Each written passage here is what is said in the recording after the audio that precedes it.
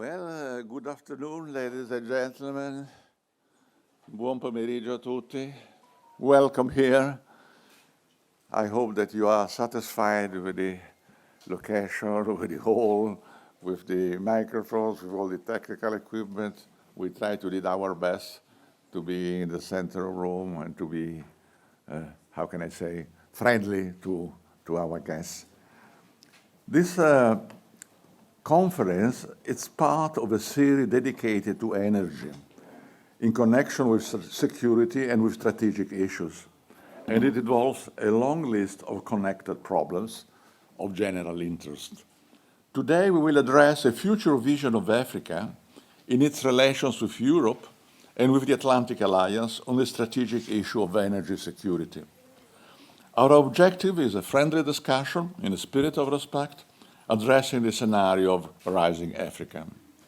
We have produced almost 40 high-level conferences and books, wishing to shape security horizons that are on the international agenda. And we are happy to be twinned with the NATO Defense College.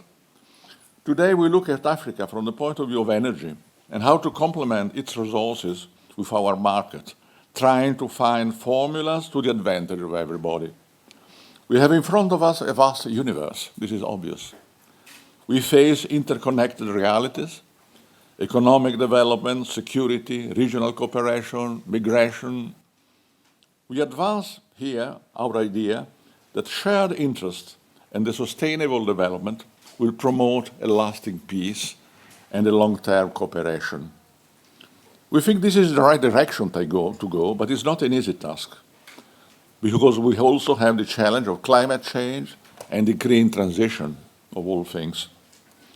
Other elements are infrastructure, their security, regulations, and the connection between the south and the north of the world in an orderly way. We keep in mind that today it is impossible to consider issues in a separate way, as it used to be the norm in the tradition. The purpose of the conference is to give a comprehensive view of the global scenario and to propose guidelines for future developments. The discussion turns about three issues: how to promote a new relationship between Europe and African producers, taking into account the vast resources existing in the continent and the traditional ones like oil and gas vis-à-vis the emerging renewables. How to harmonize different interests, different kinds of resources, considering, among other things, the protection of infrastructure. The second panel is about a security framework encompassing the African continent and the Western democratic Europe, of course, and also the Atlantic Alliance, which remains today the most relevant security provider. Security arrangements and relations with the African Union are at an initial stage, but we can imagine the development of a serious practical cooperation based on advice, on technical assistance, on institution building, on civilian-military relationship. We are not talking about boots on the ground, we are not talking about military aspects in the hard way, absolutely. We focus on market integration and how to make it compatible with security. There are a few examples, but clearly there is a lot of work to be done. And cooperative security should be promoted together with the economic issues in order to create a framework of stability. A conclusion could be that the large number of actors involved should develop together a broad common economic picture in connection with security in order to create a framework of peace and prosperity where the African continent plays a major role and receives due recognition. I wish to thank the speakers, the moderators, the public for your interest, the staff of the Foundation for their excellent work and their enduring enthusiasm, and finally the Science for Peace and Security program of NATO that made this event possible, the Compagnia di San Paolo, the OCPO Morocco, and of course our partner of reference, the college. Special thanks go to Formiche, our traditional media partner, And I conclude my remarks, and buon lavoro a tutti. Thank you very much.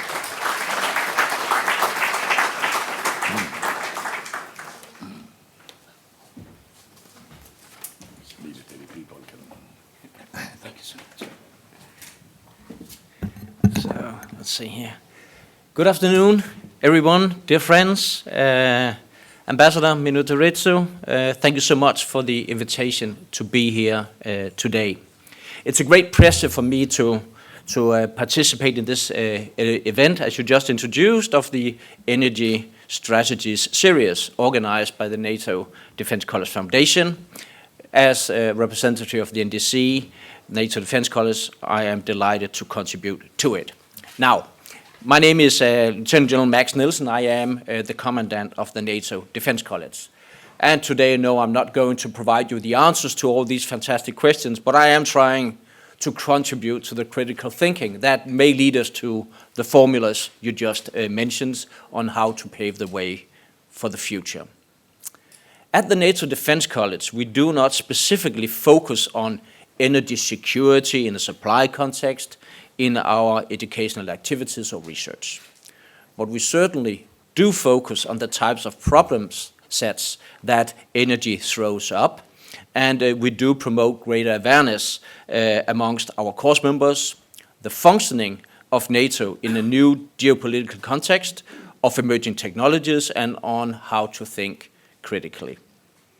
And as you all know very well indeed, energy is an excellent training ground for all these things. Many Western governments initially saw the energy crisis of 2022 in a simplistic terms as a slam dunk argument in favor of drastic shifts to renewables. They believed that such a shift would increase our long-term security in big ways by reducing global climate change and by breaking our dependencies on other countries. 2 years on, things are no longer so clear, and I will try in a couple of minutes to highlight 3 underlying questions for critical thinking today. The first relates to the perennial question of alliance cohesion. Being from the NDC, that is, of course, of paramount importance to me. In this new global geopolitical environment, energy is a field where nations tend to point fingers at one another for not taking energy security seriously enough, or for putting costly security criteria ahead of the need to keep the lights on. So, how do we ensure solidarity between allies with very different energy mixes, different geographic supply relations, different technological logins? The challenge is in fact not new. It was one of the first challenges really for NATO on the internal side, the Suez. We often recall that the crisis bequeathed us with positive innovations like better intra-alia consultation, but it also gave us negative energy dependencies. Allies were so shocked by the state of intra-alliance coordination that they reached out to Moscow, seeking an alternative supplier of oil and gas hydrocarbons. The roots of our current cohesion challenges run deep. The second underlying question relates to the notion of energy autonomy. The idea that if we switch to wind, hydro, and nuclear, we will build our security by severing ourselves from the outside world. During the energy crisis, many Western governments began to view dependencies as primarily negative, as prone to weaponization, coercive diplomacy, or just plain instability. And they viewed autonomy as a feasible antidote. At the NATO Defense College, we have large numbers of course members from the alliance's partner countries. And the question is always, what can our partners teach us? One area is in dealing with dependencies, because it turns out that these are neither optional nor necessarily negative. Even if we do invest in renewables, we still need access to things that are found abroad. New technologies, rare earth minerals, bright mines, and yes, hydrocarbons. And it is engagement with the outside world that offers a path to greater autonomy, diversifying our range or energy partnerships, and offering potential partners a kind of mutual autonomy where both sides reduces their dependencies on big, aggressive countries. Third and final, mitigating climate change. According to Allied Command Transformation in their 2024 Strategic Foresight Analysis, climate breakdown and loss of biodiversity are the most consequential and, in the long term, the most likely existential challenge. It will prompt significant changes in attitudes and behaviors of both states and non-state actors. A subset of this, the global energy transition, is precisely that, a global effort. We need the world's biggest economies and companies to quickly develop and adopt green tech. The trouble is that some of those big economies pose a clear and present threat to our society.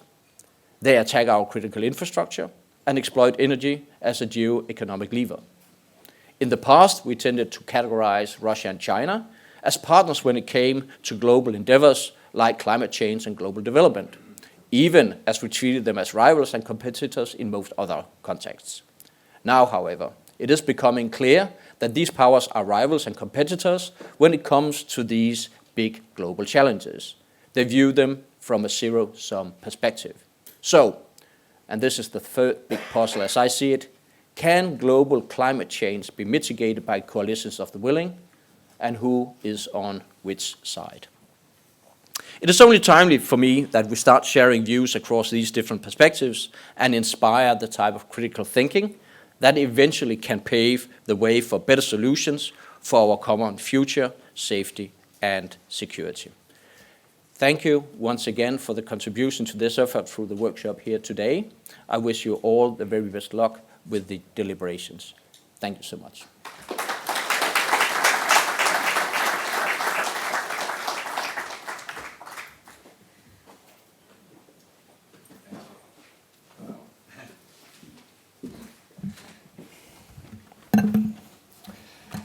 Good afternoon, everyone. It's a pleasure for me to be here at the opening of what I'm sure is going to be an extremely relevant workshop, a workshop aimed at connecting issues that have profound repercussions on each other and on our security and on our prosperity. I'd like to thank Ambassador Minuto Rizzo and the NATO Defense College Foundation for their much appreciated invitation to speak here today. As these previous speakers have said, energy security is among today's defining challenges. Global energy consumption is on the rise, drawn by growing populations, energy-intensive technologies, and the legitimate aspiration of people across the world to improve their and their families' well-being. The need to seriously tackle climate change in parallel has made accelerating the energy transition more and more urgent, further reducing cost-effective but often carbon-intensive options. Addressing the issue is therefore particularly complex in the short to medium term, as we work towards sustainable economies of scale and resilient supply chains for renewables.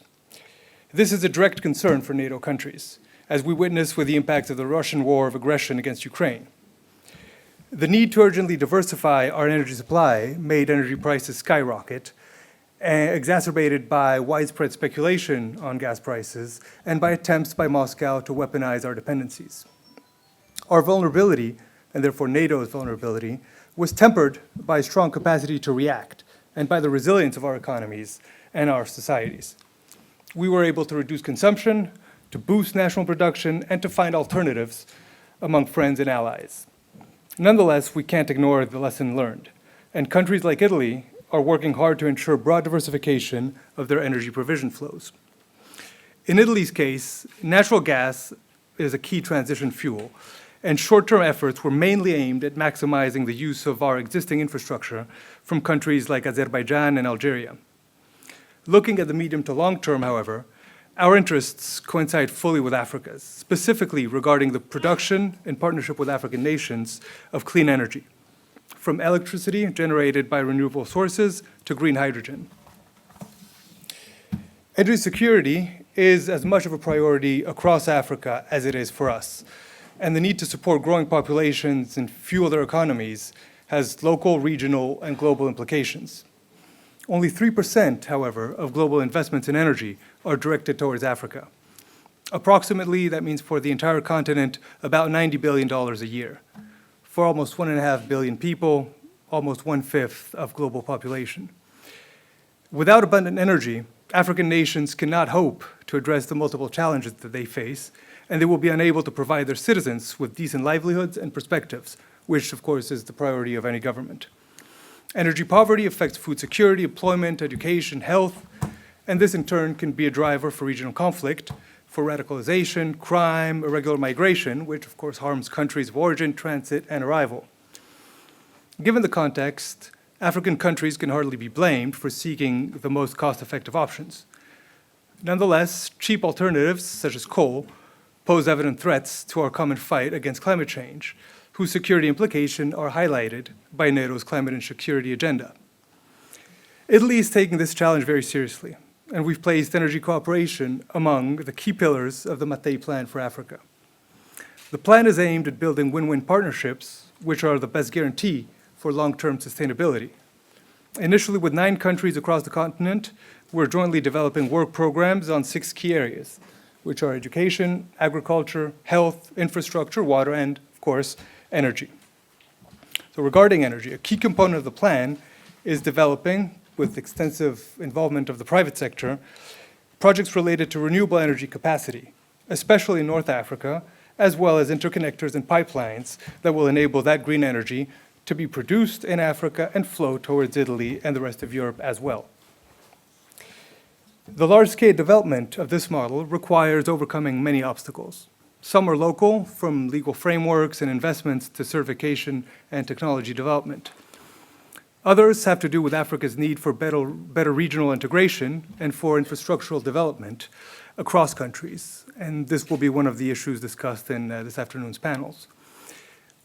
NATO, through dialogue and collaboration with the African Union, could play an important role in this regard, also taking into account conflicting interests by other global actors who hope to achieve more beneficial arrangements through strictly bilateral cooperation. One of the major obstacles for energy security in the context of the energy transition is the current scarcity of critical minerals and resources. Many of these can be found in abundance throughout Africa.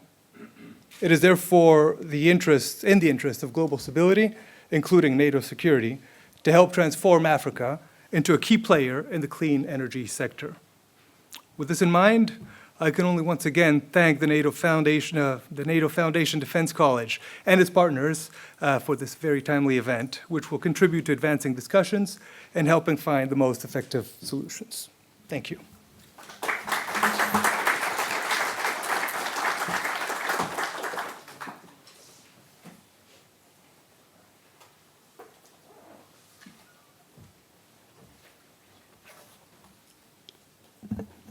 Ladies and gentlemen, buongiorno e benvenuto. Good afternoon and welcome to the Advanced Research Workshop on Energy Strategies 2024, Africa, NATO, and the Energy Security of Supply. My name is Nuzha Shkroni, and on behalf of the President of the Policy Center for the New South, Mr. Karim Al-Ainawi, I'm honored to address you today as we gather in Rome under the auspices of the NATO Defense College Foundation, the NATO Science for Peace and Security Program, the Policy Center for the New South, the Fondazione Compagnia di San Paolo, the NATO Defense College, and the Middle East Institute, Switzerland, MAIS. Our event comes at a critical juncture as the world grapples with ongoing wars and the urgent need to transition to a more sustainable energy future. In this context, diversifying the energy portfolio between European importers and regional producers is a complex endeavor, especially amid ongoing conflicts and the EU Green Deal. The newest exploitable resources are owned by at least a dozen countries across the African continent, with an additional 6 countries among those with the largest reserves. How can Africa take advantages of its vast resources? And how can it forge balanced partnerships with its partners? Africa's energy landscape is diverse and vast, with significant potential for both fossil fuels, and renewable energy sources. This diversity presents both opportunities and the challenges that demand our attention. Regarding fossil fuels, Africa holds approximately 124 billion barrels of proven oil reserves, ranking it as the fifth largest continent in terms of oil reserves. Nigeria, Libya, Algeria, and Angola are among the top 20 oil-rich countries globally. Furthermore, Africa boasts substantial natural gas reserves, totaling approximately 514 billion cubic feet, making it the third largest continent in terms of natural gas reserves. Similarly, Algeria, Nigeria, and Egypt rank among the top 20 natural gas-rich countries globally. However, Africa's renewable energy potential is equally impressive, benefiting from abundant sunlight, wind, hydro, and geothermal resources. With the potential to generate over 10 terawatts of solar power, equivalent to 40% of the world's total solar potential, and an estimated 180 gigawatts of wind energy potential, countries like Egypt, Ethiopia, and Morocco are already investing in large-scale wind energy projects. Exploiting these resources, both fossil fuels and renewables, must be done sustainably, responsibly, and equitably, considering the opportunities and risks associated with them, protecting essential infrastructure, and integrating renewables effectively. The African continent's energy resources can significantly contribute to global energy security, provided their exploitation respects the environment, promotes social development, and ensures economic benefits for the African people. This necessitates a balanced approach considering the needs and aspirations of African countries alongside the global imperative to transition to a more sustainable energy future. Furthermore, collaboration between the African Union and the Atlantic Alliance must be gradual and pragmatic, acknowledging new energy needs and addressing energy security concerns in a continent marked by high competition for primary resources and instability. Geopolitical and geo-economic variables must be considered to ensure stability and security. Lastly, while market integration in Africa has commenced, achieving stability requires a cooperative security framework to facilitate North-South and South-South exchanges. Market actors and governmental bodies must interact effectively to ensure energy security and shape market regulation efficiently.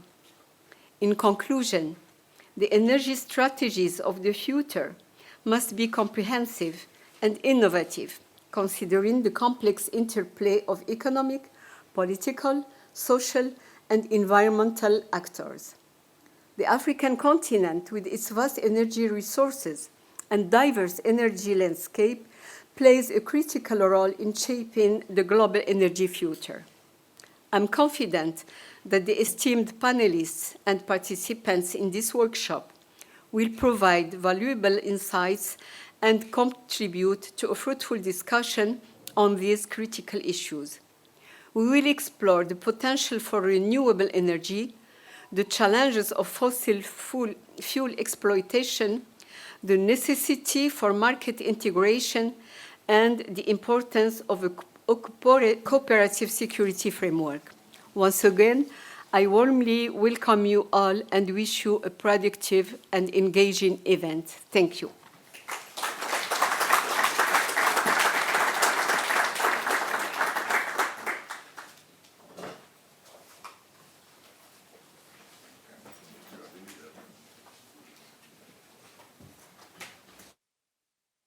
As well, please.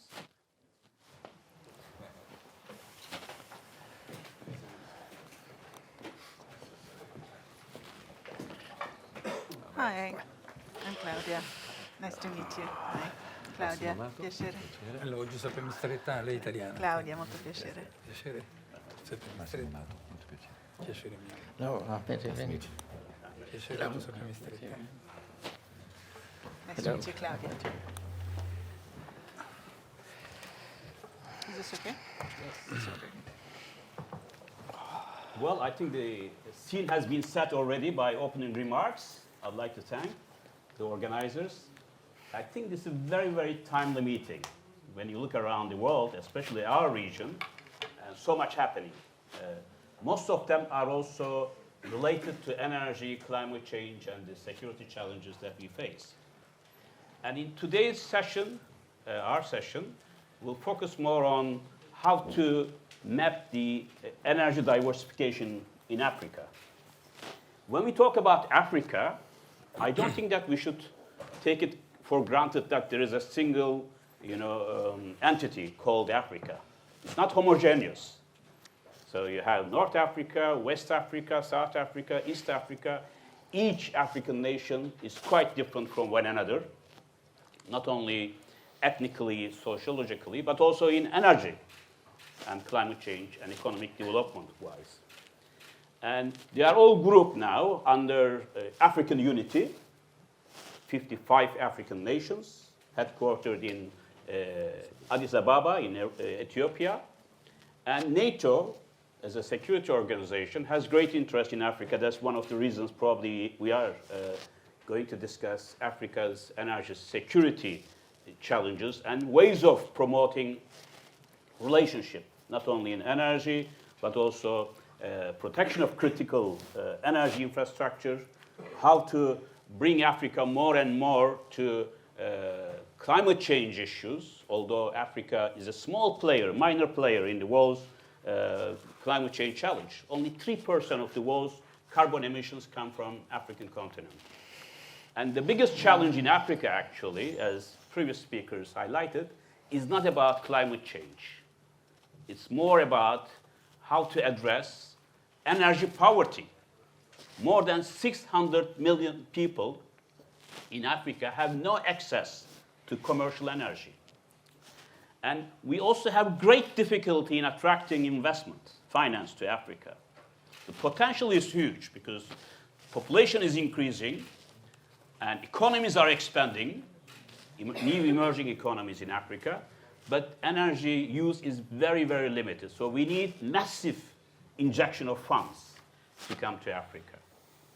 And I'm not going to give you a long lecture about what Africa is, because we have here around us very able, competent experts and speakers. I'm delighted to share the podium with them. And perhaps we can start with Giuseppe from the Hello. Italian Ministry of Foreign Affairs to provide us a perspective, not only diplomatic, but more general perspective about the opportunities, risks, and also whether we are in collaboration, which is so much needed, or competition with other powers like China, Russia, and EU, US. There are so many powers involved in the region. The floor is yours. Thank you. Thank you for inviting me, and thank you for the audience, who is numerous. I would like to speak a little bit like an Italian, but also a little bit like an African, because all my life, diplomatic life and personal life, has been spent in Africa. And I'm director for Africa for the last 7 years, and I was born in Sicily. So actually, it's difficult to find somebody more African than me tonight. All the questions that have been raised up to now are very relevant. This is the debate at the present time.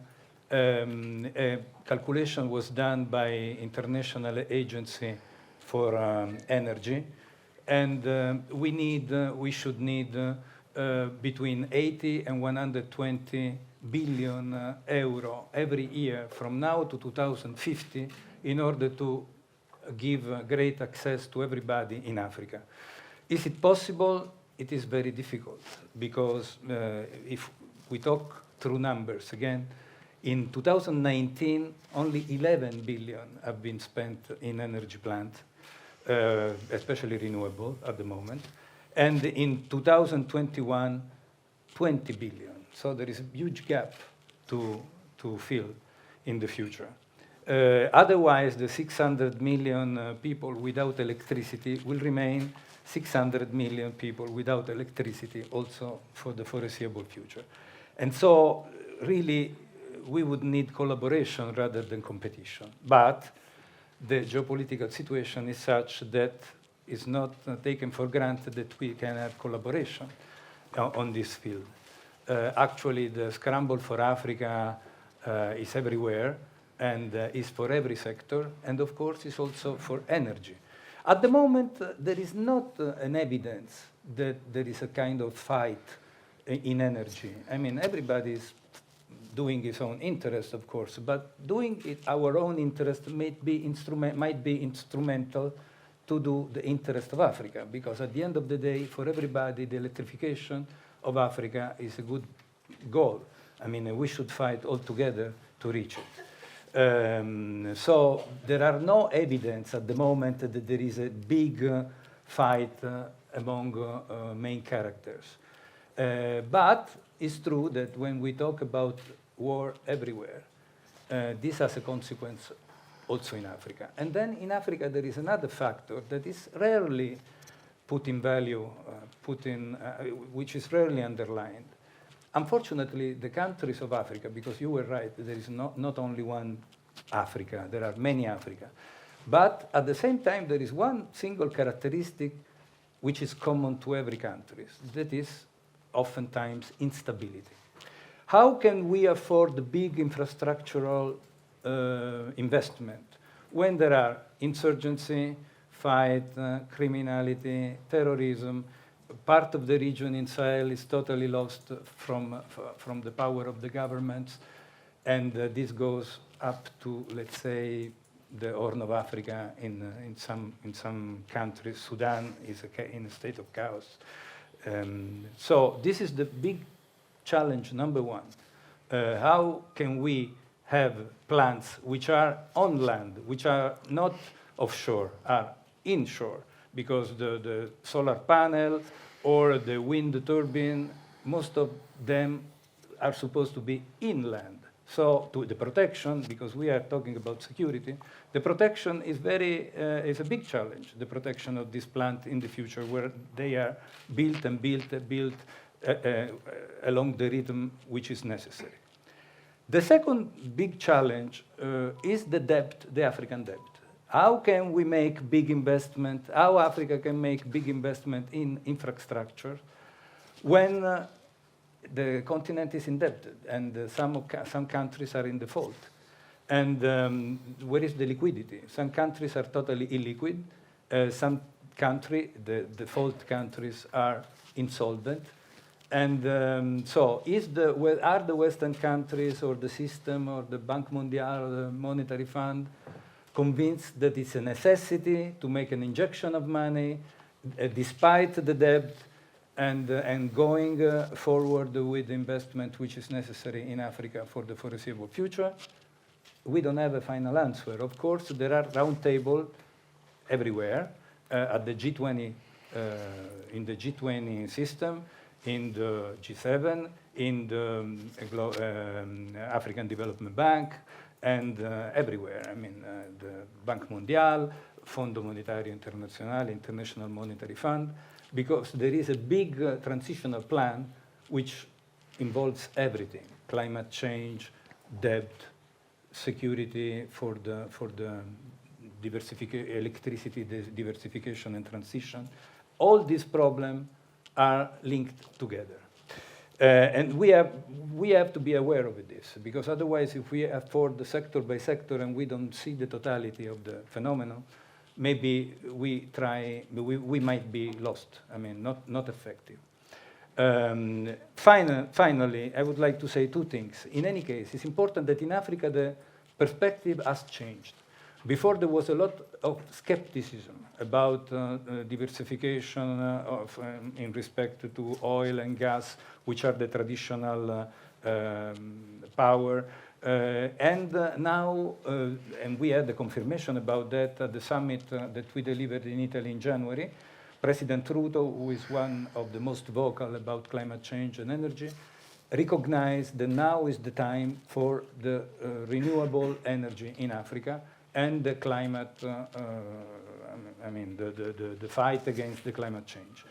And this involves new investment. Maybe they saw that there are possibility of new investment, and so most of the obstacles that we saw in the past are maybe overcome. Now I see that the time has almost finished. I would like to finish. What is the role of Italy? Italy is considered by African states most of the time an advocate, as a role of advocacy in the big club to which Italy belongs. So European Union, G7, G20, everywhere, because Italy is member of all the main clubs. So Africa would like us to be the speaker, the voice of the 54 countries of the African continent in this big club. And at the end of the day, we are, because we try to be to have this role and to be a good player in this topic. I stop here because I see that my time you are on right time, but I will help you to overcome your time. Just asking a small question: what role do you think NATO might have in Africa? I was thinking since the beginning of this conversation, what role NATO can have. First of all, when I was ambassador in Africa, there was a big fear in Africa by the African state over NATO.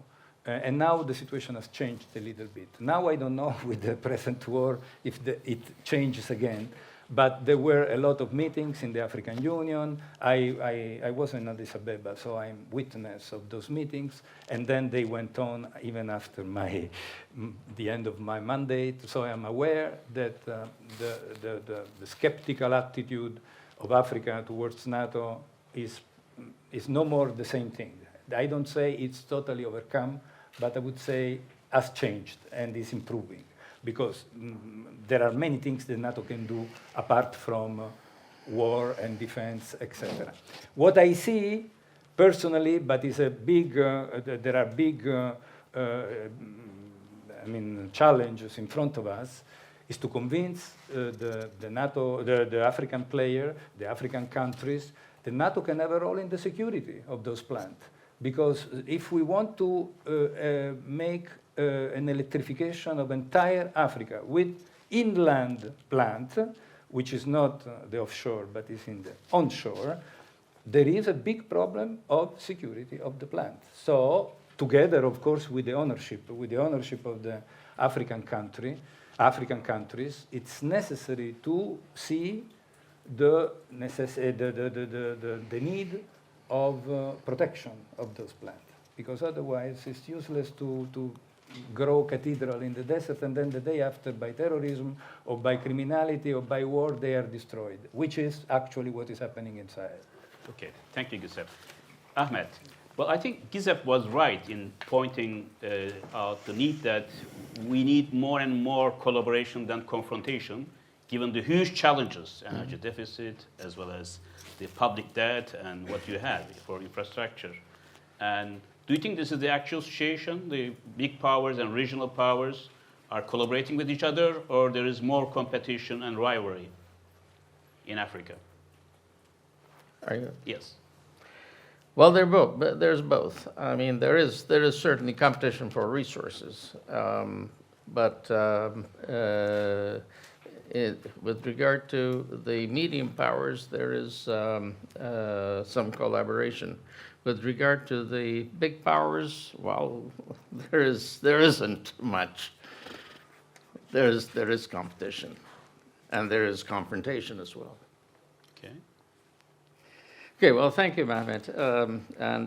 I'm very happy to be back in Rome, thanks to the NATO Defense College, in particular Ambassador Minuto Rizzo.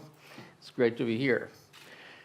Now, with its rapidly growing population and also rapidly growing GDP, per capita GDP, its growth rate is second only to India, China, and Southeast Asia. Africa's economic potential, as we've been just talking, has triggered competition for resources, influence, and market access. EU's extensive bilateral connections with energy-producing countries, particularly across the continent, have been intensified in the wake of the Ukrainian crisis. When it comes to the larger powers, the U.S. total trade volume with Africa is an index of engagement, 64 billion. That pales in comparison with China's 254 billion trade volume, along with substantial investments in energy resources and minerals. On the other hand, surprisingly, Russia's meager investments in Africa is less than 1% of its foreign direct investments worldwide. At an annual trade volume with Africa of only $18 billion, belie its successful infiltration into the African markets in search of natural resources, as well as finding alliances against the West. What happened to France, and then last week to the US in Niger, is a case in point. India, another power seeking global influence, also sees an opportunity to engage in Africa. Historically, it has done so by appealing to the frustration of African countries with the US-led liberal order. It has gained substantial inroads in the continent by its initiative to ensure African Union's membership of G20. Africa's rapidly growing population that will add 1 billion people by 2050, and its rapidly rising per capita GDP will require greater quantities of energy and other natural resources for its own consumption, which is another dimension of competition there. As you mentioned, last year 600 million Africans did not have access to electricity. Nearly 1 billion did not have access to clean cooking facilities. As its GDP per capita increases fast, greater number of Africans will consume greater quantities of energy for living, working, and mobility. Africa's rapid economic growth also points to substantial new opportunities for foreign direct investment there. Now, against this background, let me turn briefly to middle powers in the region. Israel, to begin with, focuses its diplomatic activity on Africa with a view to preventing African states from supporting Palestinian cause. And Israel has also been pursuing its diplomatic objectives in Africa to counter Iran's infiltration. Second, Israel has high-tech assets for domestic and international security, as well as for agricultural and mining technologies that are in high demand. So it offers something to African countries. Third, after the US bombings in Diyarbakir and Dar es Salaam in 1998, Mossad actively got engaged in East Africa and provided security cooperation, and that increased after the Westgate shopping mall bombing in 2013.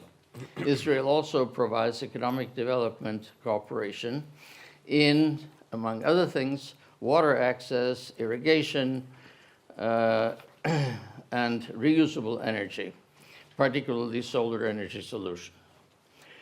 The Gulf countries, particularly Saudi Arabia and UAE, like Israel, primarily focus on East Africa and the Horn of Africa. 4 years ago, 8 countries signed the Red Sea Pact, a Saudi initiative to enhance security and thereby increase trade in the Red Sea corridor, which normally transited 13% of global trade before the Houthi disruption. The UAE has been massively investing in building a port infrastructure in a broader region that spans a wide geography, which includes Djibouti, Somaliland, Eritrea, Sudan, Egypt, Algeria, Mauritania, Senegal, and Mozambique. both EU, UAE and Saudi Arabia also invest significantly across the continent. The most active regional power has been Turkey, which has made Africa one of its main policy priorities. Ankara followed a comprehensive strategy that embraces both economic and cultural diplomacy with an emphasis on education. As a result, bilateral trade between Turkey and Africa is now well over $40 billion as compared to $5 in 2003. The strategy included a highly expanded web of airline connections, with Turkish Airlines now flying over 60 destinations in Africa, connecting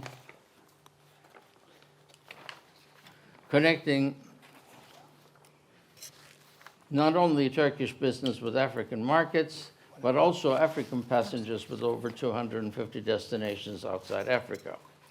Turkey's successful Africa opening has been praised by a wide range of observers, East, West, and South, and there is even a collection of scholarly essays published 3 years ago by Routledge on Turkish opening to Africa. But Ankara's success notwithstanding, we should also put these figures in perspective. Turkey's trade volume with the entire continent remains only 1/5 of its trade volume with EU. As for energy, the most striking recent news that a Turkish company, Car Power Ship, would double its supply of electricity to African coastal states in the near future. Ahmet, your time is up, but I have 3 points to, very brief, quickly, 3 please. points.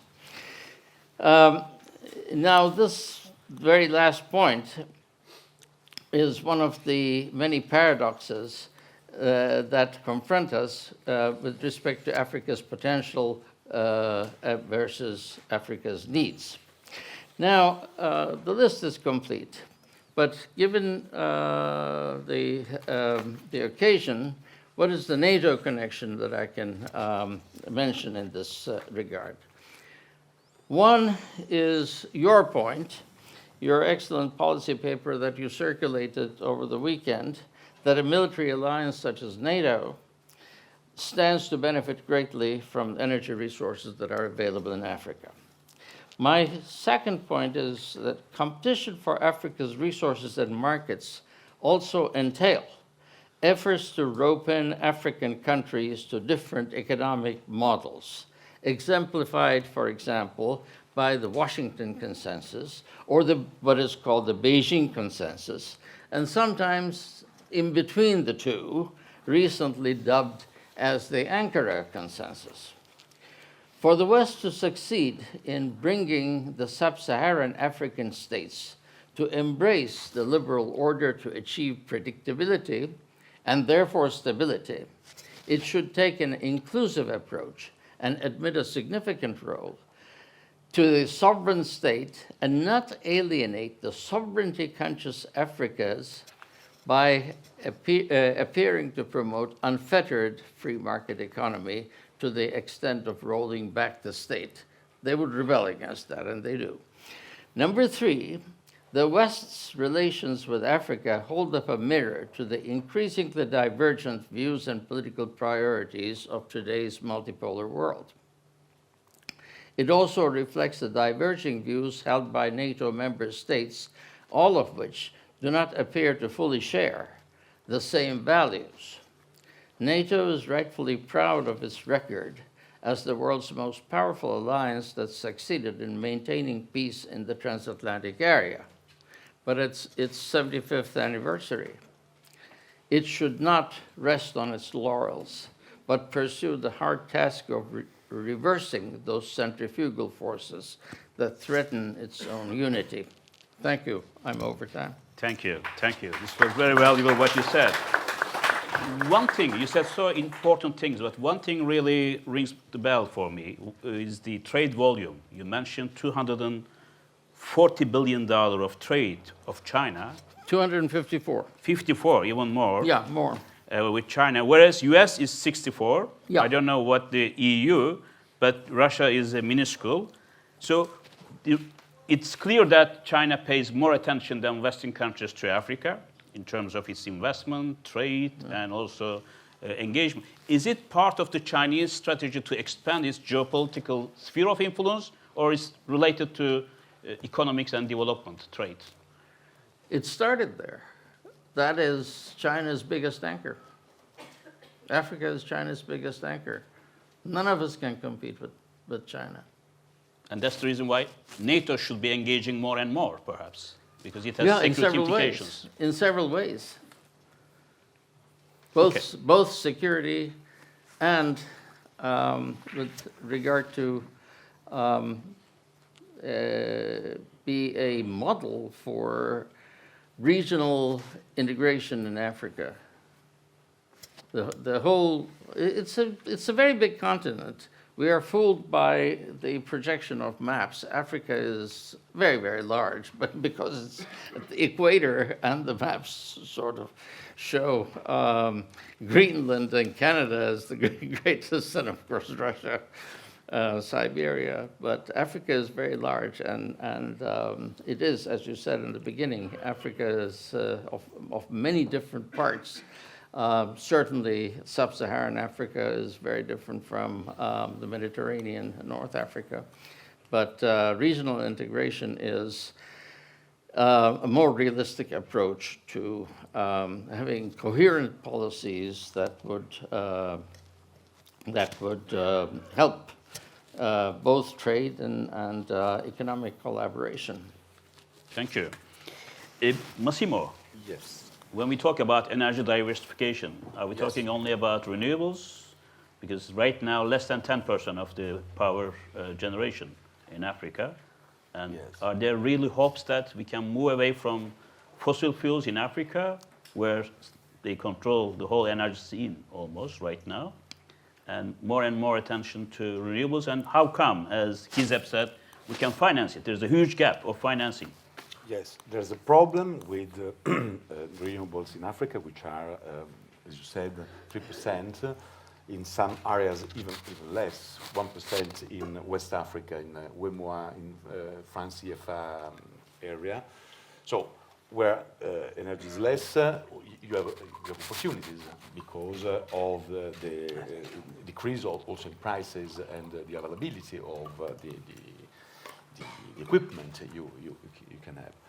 The other problem this solution is very important for Africa because Africa has another problem, which is the absence of a sufficient energy grid. So you need grid in the sense of so you need off-grid solutions which can come out only of renewables. This is the point.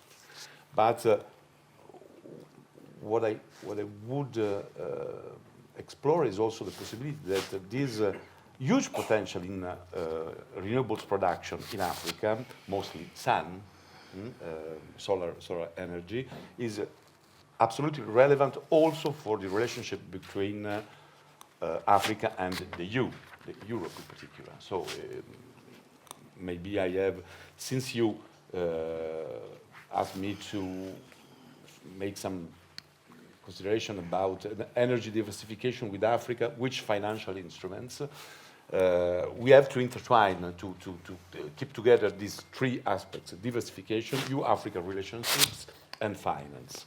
So let me just, some premises have already been shared by the other speakers in the room, but let me simply resume that. Africa is a huge and diversified continent, which is geostrategic in terms of all the sources of energy, because of oil, because of gas, because of uranium, because of rare earths, but also because of sun and land, because it's sunny and with huge amounts of costless land, let me say like this. I don't know if Africa will be capable to manage to fully take stock of their potential in the medium term, but there is a potential, this is clear. But one thing is clear to me since now. Africa no longer wants asymmetrical relation with the other partners. She doesn't want post-colonial relationship. She doesn't want humanitarian relationship. No? The idea that we have to help Africans is finished, even at the symbolic level. They want trade. They want fair trade. This is the point. And they want fair trade between them. This is the ratio of the continental Africa free trade agreement, which is the largest free trade agreement that has been signed till now. But this is also the idea, the request that Africa has towards its potential partners. Which potential partners? Let's look north, Africa, we have Europe. Europe is a potential partner. And the major structural weakness of Europe is to be completely non-independent in terms of energy. And until now, Europe, which has a long tradition in colonial history, has poorly managed, I think, its relationship with Africa. And here we have another problem. We have the weakening of the hegemonic power of France, but I think that we should not be tempted to substitute a weak hegemony with another weak hegemony of another state. The idea is that the EU as a whole has to manage to find new forms of relationship with Africa. So how to shape these relationships? This depends, firstly, on what type of sources we are considering, oil, gas, other sources. But also with territorial proximity. Are we talking about the South Africa or Northern Africa? So there are differences. So to go in depth into the renewable and diversification issue.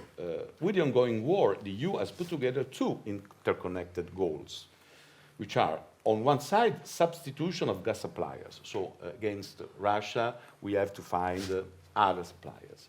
But also acceleration in the Green Deal. So substitution of gas with renewables. This is the essence of the REPowerEU plan, which is a very, very ambitious plan. But this acceleration shows some constraints, I think. I have already finished my time. So, stabilization constraints. You have, if you want renewables, you have to have storage, because otherwise the grid is put in danger. You have an industrial constraint, because Europe is not producing solar panels and batteries. And you have a problem of land, because the goals of the REPowerEU imply the use of 9,000 square kilometers of land. To give you an idea, the Course, the Isle of Course, without mountains, in panels. Okay. So we have a land constraint. And in this sense, the opportunity to look south is important, because in the south of the Mediterranean, in the desert, you have all the land you need, all the sun you need. If you put solar plants in the desert, you have, compared to the EU, 240% more efficiency in terms of sun exposition, solar trackers. You have, because you have land, etc., etc. So, just to give a 20 seconds, to fulfill 1/3 of the entire REPowerEU, Europe just needs a flat square of approximately 40 kilometers, okay, in the desert. Not seeable from the satellites, mostly. So this is why I proposed zero time, but maybe you can... There will be question and yes, answers as well. I proposed, together with other colleagues, a Mediterranean community of renewables, with the idea that technically we should make plants in the desert, make a connection to you with high voltage submarine cables, and finance, how to finance them? With a public-private partnership in infrastructure strategy investments. So, Do you think there is enough appetite among the private investors to put money? Yes, There absolutely yes. Because if you want, let me say, put it bluntly, a solar plant is a safe asset. You know how it costs, how much it costs. You know how much you can have from it. So, and you don't have any problem of OPEX. You have only CAPEX. You have only capital investment. Then you don't have the problem that you have with oil, with gas, etc., etc. So, in this sense, the need for low yield but safe assets and investments is very, very high in Europe in order to, in the West, in order to stabilize the portfolios of investors. So insurances, banks are really willing to do that. So we have, and even if you make some public investment, so public debt in these directions, the market is willing to finance public infrastructure strategies with special purpose vehicles, for instance, with some special bonds on that. So you have this possibility. Just for the security, what's the idea of the Mediterranean community? To engage and involve both sides in the same project, which is a collaborative project, which shares with a sharing of advantages, so with the sharing of the need to protect and securitize the whole project. And this is more technical.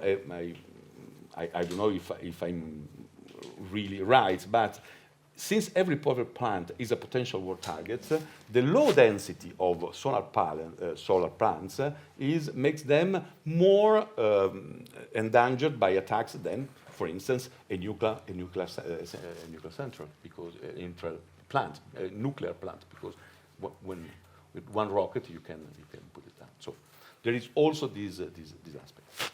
Finally, war came into picture, rockets and hitting the power plants. But okay. Thank you very much. We'll have lots of questions. Please prepare your questions for our discussion later on. But I want to turn to Claudio and have a specific case of Libya. That's one of the largest producers of crude oil in Africa, huge reserves. I think the largest reserves in Africa. When I used to work in the IEA, International Energy Agency, we look at Libya. At that time, I think it was about 3 million barrels per day production. Now it came down to 1.2, and the objective is How many years ago was 3 million barrels? I won't tell you. So now the objective is to bring it up to 2 million, I think, by 2017.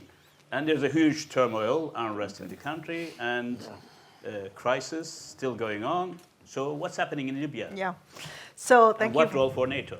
Okay, thank you for this introduction. Yes, in theory, Libya is a textbook example of a rentier state. As you said, it holds the largest reserves of crude in Africa.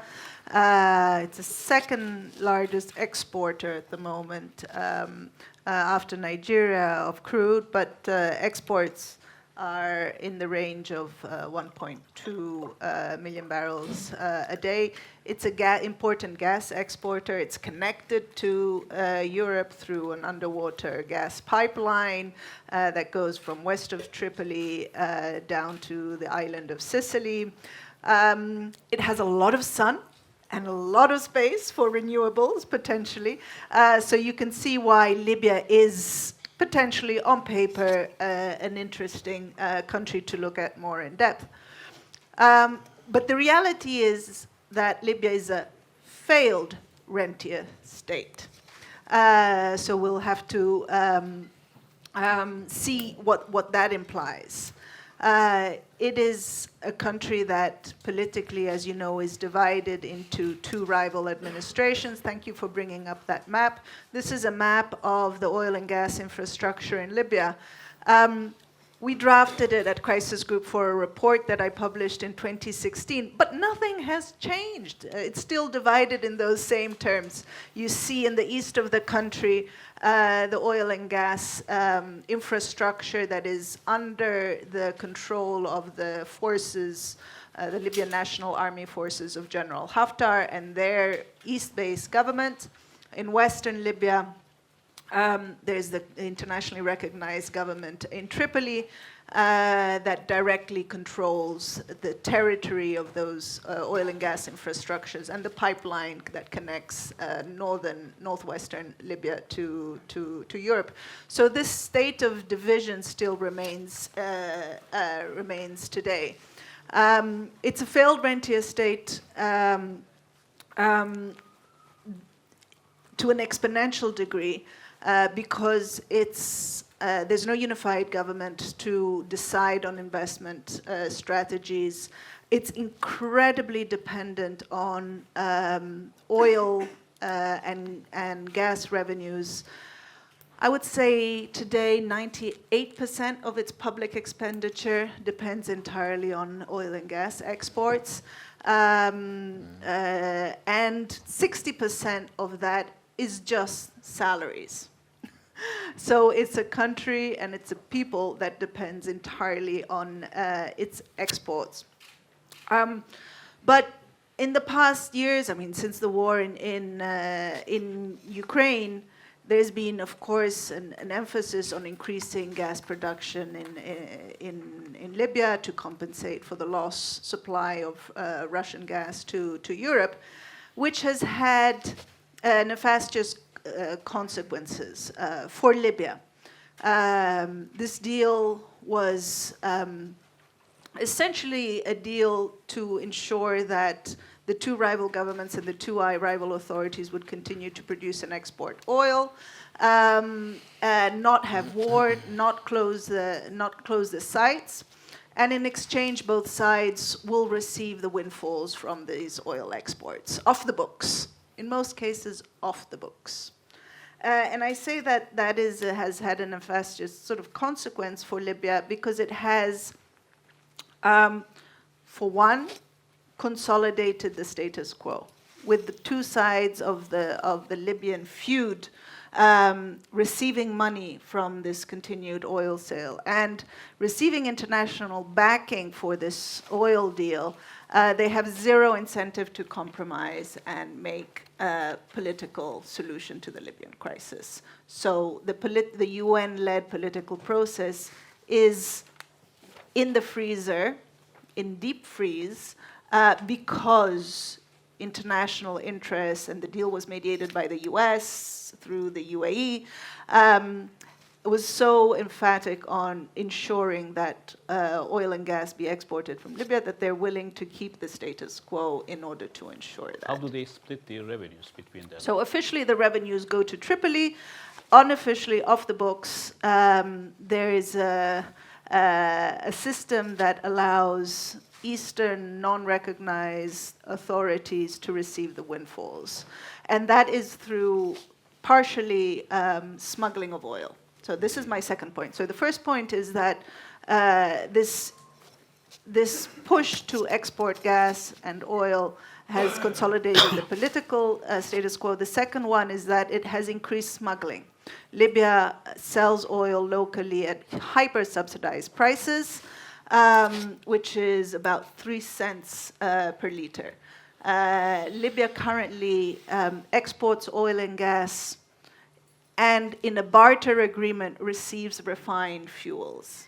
It receives refined fuels, we don't know at what price, there's a great opacity in the way oil is sold in Libya and purchased, but it imports almost double the amount of refined fuels that it needs. Why? Because then that gets subsidized and you subsidize the smuggling of refined fuels. So various authorities across the country are profiting, we think, to the degree of between $1 and $2 billion a year through this smuggling route, which I call a state-subsidized smuggling system because it's a way to transfer money across the country. So that's the second nefarious consequence of of this state of affairs.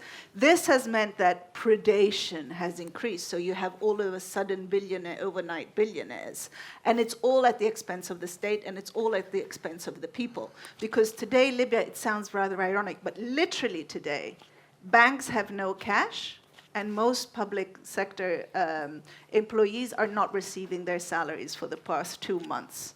So people are humiliated, and yet you have huge amounts of revenues going into the pockets of few through these systems, through this sort of subsidized smuggling system. So what does this mean? And I will conclude that in theory we would like to think of Libya as this country where soon we will reach 3 million barrels a day of production, or 2 million, and that's the public rhetoric about Libya. But in reality, the dysfunctional state of affairs inside the country, the public spending system, the lack of ability to agree on investments, so that there are even feuds on whether to develop or not new gas fields in the country, will not, I think, lead us in that direction. And just one word on renewables.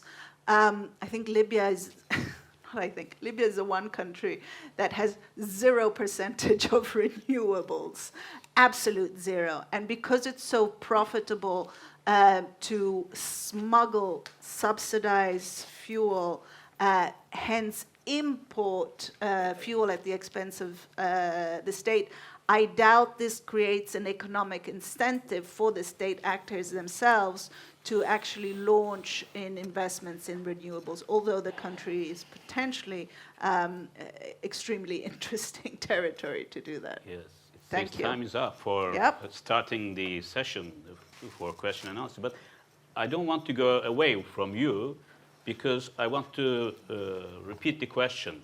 Since NATO had some role in the process leading to the downfall of Gaddafi, and since Libya is so much connected to Europe, what could be done in terms of changing this dysfunctional state of affairs in Libya from NATO or European Union? So I give a lecture every now and then at the NATO Defense College. And I ask the broader question of what NATO can do or has done for Libya, not specific to the energy sector. And my answer is what I offer you today. Unfortunately, the most practical sort of function of NATO in these past years in relation to Libya has been to help draft an evacuation plan for the United Nations support mission in Libya. That is its main practical use today. So when you ask me what can NATO do for Libya in this current state of affairs, I'm saying unfortunately it hasn't done much, and unfortunately even divisions in the geopolitical spectrum, with some NATO countries more supportive of the Tripoli-based administration and some of the Eastern-based administration, I don't think it has the cards ready yet to be doing much, even on such a simple issue like fuel smuggling that I mentioned. For me, as an analyst, and my work is aimed at preventing conflict, and I see that this war economy in Libya is enriching a lot of people and potentially putting money in their pockets to wage war tomorrow. I would see naturally, for example, a NATO or even an EU use of assets to stop this fuel trade that is worth billions of dollars. I talk about it in various circles in Brussels and so on, and I'm not seeing practical response. So I would say ideally that could be one avenue of focus where NATO countries could jointly help stem and stop the fuel smuggling that is happening in front of all of our eyes. But I'm not going to put my money on that happening. Well, keep your money then. Thank you. And so now I'd like to invite the audience to come up with some questions for the panel members. And I think we have about 10 minutes for that. Then I would ask also our fellow panelists to think, in the meantime, 2 concrete actions that could come from this session. And we have time to think about it. So, first question from the audience. Yes, sir. You introduce yourself first and Thanks be a lot. precise. My name is Pietro Scuricini. I've been, for a certain time, the chief of bilateral cooperation with all African countries. And during my mandate, I noticed a strategic change in their approach in support request. So from asking materials and following logistic support from in-country, at the end of my mandate, they were asking for know-how, technician insight, and logistic support in their countries. This is on the defense side. I am asking to Mr. Mistretta and all the panelists if they notice the same approach in energy supply and climate support. Thanks a lot. Thank you. And the next question, I'll collect the questions. And if you can identify also a panelist whom you want him to answer or her to answer, that will be easier. Hi there. My name is... Is it good? Is it going? Okay. So my name is Gavin Shaw. I'm an international relations student at Lewis University. I'm in my first year of my master's program. This question is actually for Mrs. Mistretti and Evan, I believe. So we've discussed the significant investment by China in Africa, especially in resource control. The Sino-Hydro Corporation is one of the largest global investors in Africa, developing the Zunguru hydroelectric plant in Nigeria and the Karuma plant in Uganda. The problem with Chinese investment is a lack of partnership with only Chinese nationals employed in these hydroelectric plants. Chinese investment in these mega projects are handled by just 3 financial institutions. What are some of the ways that NATO can compete in this space? Consolidation of investment solutions, a comprehensive approach to investment that includes education of foreign nationals in the field of renewable energy. Thank you. Thank you for the question. And let me get the third question as well, and then we'll have answer. Please. Another.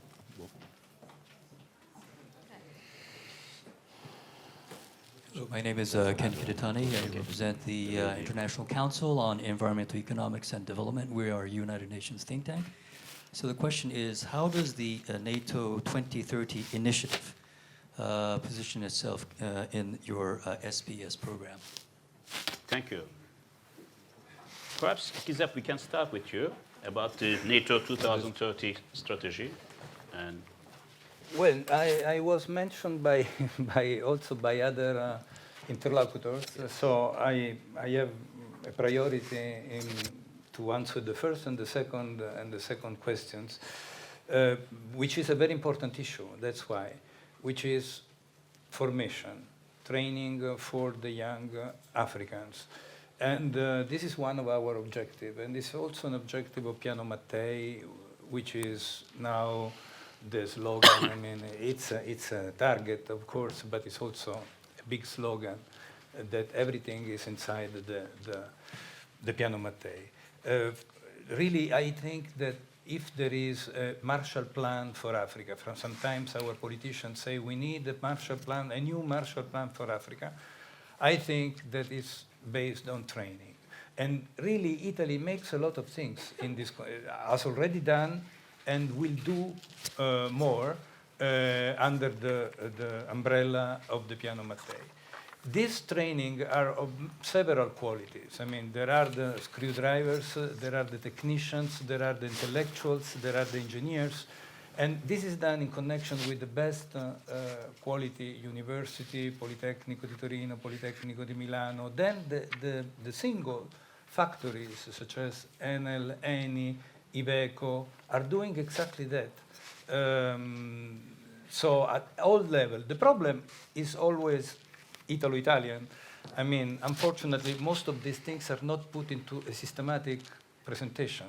So we do a lot of things, but we only consider what the state of Italy the government does, and we don't consider what the university do, what the factories do, and what the other foundations, NATO, etc., can do and already do in this sector. So there is a lot to be done, also for NATO. Now I come to your question. I believe that in Africa, I don't believe that there is anything physical that NATO can do with weapons and missiles or tanks. This is not even in the discussion. But I think that the capacity building is very important. And when I said at the beginning that the protection of the plant, being the fact that they are plant inland, they are not offshore, they are onshore, the photovoltaic or the wind, etc. I think that when we talk about protection and the role of NATO in this protection system is about capacity building, to explain to African Union committees, to UNECA. UNECA is United Nations Economic Commission for Africa, which are our main interlocutors in Africa for those things, for the Ministry of Foreign Affairs, to make, together with us and together with other European countries and the Western countries, let's say, a lot of capacity building on the protection of plants which provide energy. Yes. This is very important. If NATO can help stabilize the countries, protect the infrastructure and assets, then investors will be more encouraged and incentivized to put money into this structure rather than NATO directly involving in investment or anything else, which is outside this power. I think we are running out of time, and I'm sure there are lots of questions. We'll have this probably during the coffee break. But I would like to invite each panelist to give me some concrete ideas that we can pull together and it could be used later on for our purposes. One or two concrete actions or recommendations that Europe, US, NATO could do for Africa and Africans for themselves. May I start with you, Ahmet?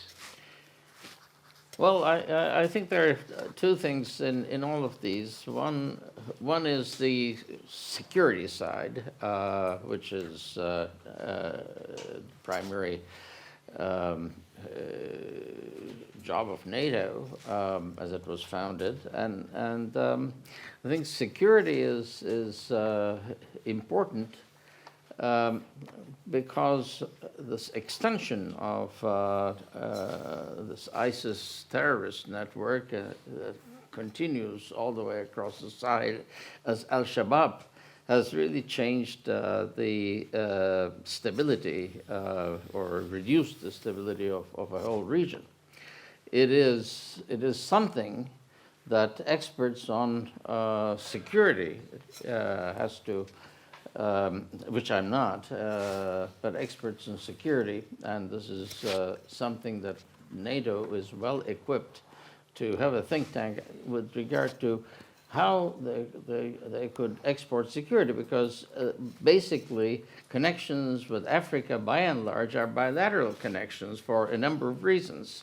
But security has become regional, because the terrorist networks are basically across a whole region, and then the governments are operating within borders, and the terrorists have the edge, unfortunately. Thank you. The other very quickly. Okay, well, that's fine. Then, Monsieur, I will turn to you. And you mentioned in your remarks about Africa Renewables Community.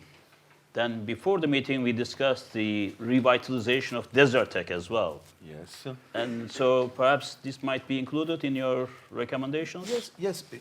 The idea of a Mediterranean community of renewables is not new in terms of technical endowment, because Desertec was a project led by Germany, which didn't succeed also because of the cost of the equipment, which has really slowed down, which has really decreased now. So now it's feasible. But if you want another Is it only a matter of cost, or there are other considerations? No, it's not. It's a matter, as I said previously in my first remarks, is a matter of fair trade. So if you want to to securitize, in a sense, international relationship, you have to share advantages. This is the idea. And fair trade is exactly that, if you want. So to the extent that Europe manages to offer to Africa fair trade, fair relationships, it will be easier for the two to manage, to organize a common defense, for instance, and to be engaged in the same security goals. Okay? And any other suggestions? You are full of ideas. Come on. Yes. Give another direction. Yes, maybe On financing, especially. to couple technology transfers with public funds in order to do that. Because on one side, we have in the West money which seeks for yield, in a sense. On the other side, we have economies that have to exit from their